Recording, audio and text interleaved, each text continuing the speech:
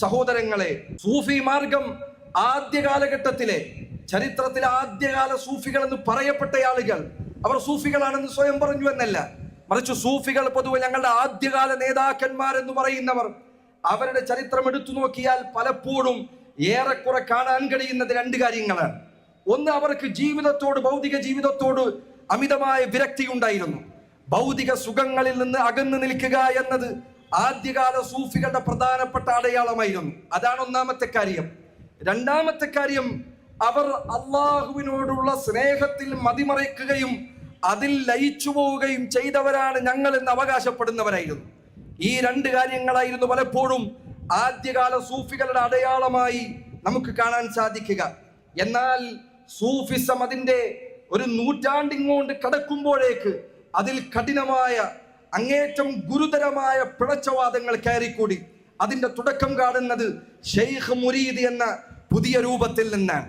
ഷെയ്ഖ് മുരീദ് എന്ന പുതിയ സിസ്റ്റം സൂഫി സമ്പ്രദായത്തിന്റെ അടിത്തറകളിൽ എണ്ണപ്പെടുന്ന കാര്യമാണത്.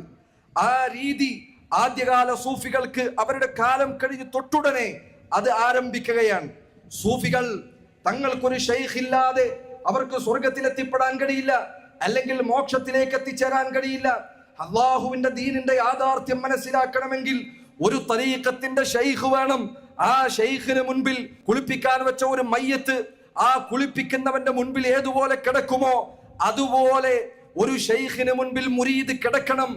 അങ്ങനെ ഒരു മുരീദ് ഷെയ്ഖിന്റെ അടിമയായി മാറുന്ന വിധത്തിൽ ഒരു ഷെയ്ഖ് മുരീദ് ബന്ധമുണ്ടായിരിക്കണം എന്ന അതിവാദമാണ് സൂഫിസത്തിന്റെ അടുത്ത ഘട്ടത്തിൽ നമുക്ക് കാണാൻ കഴിയുന്നത്. അതുകൊണ്ടാണ് അബൂ യസീദ് അൽ ബുസ്താമിയെ പോലെയുള്ള ആളുകൾ പറഞ്ഞു, മല്ലം യകുൽ ലഹു ഉസ്താദുൻ ഫഇമാമുഹു ശൈത്താൻ. ആർക്കെങ്കിലും ഒരു ഉസ്താദ് ഇല്ലെങ്കിൽ, ആർക്കെങ്കിലും ഒരു ഷെയ്ഖ് ഇല്ലെങ്കിൽ, സൂഫികൾ പറയുന്ന വിധത്തിൽ ഒരു ഷെയ്ഖ് ഒരാൾക്കില്ലെങ്കിൽ ഫഇമാമുഹു ശൈത്താൻ, അവന്റെ ഇമാമു ശൈത്താനാണ് എന്നാണ് സൂഫികൾ പറഞ്ഞു പഠിപ്പിക്കാറുള്ളത്. നിങ്ങൾ കണ്ടിട്ടുണ്ടോ എന്നറിയില്ല, തരീഖത്തിന്റെ ചില ഷെയ്ഖന്മാരുടെ ഒപ്പം നടക്കുന്ന മുരീദന്മാരെ നിങ്ങൾ കണ്ടു കഴിഞ്ഞാൽ അവർ ഈ പറഞ്ഞു പഠിപ്പിച്ച മയ്യത്തിന്റെ ഉപമ അത് കൃത്യമാണ് എന്ന് നിങ്ങൾക്ക് തോന്നിപ്പോകും.